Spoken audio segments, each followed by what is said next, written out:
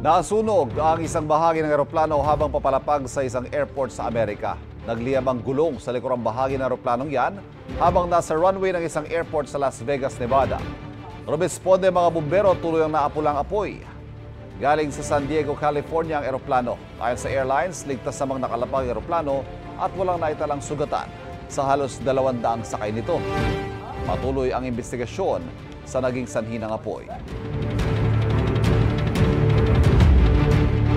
Kapuso, para laging una ka sa mga balita, bisitahin at mag-subscribe sa GMA Integrated News sa YouTube. Sa mga kapuso abroad, samahan nyo kami sa GMA Pinoy TV at sa www.gmanews.tv.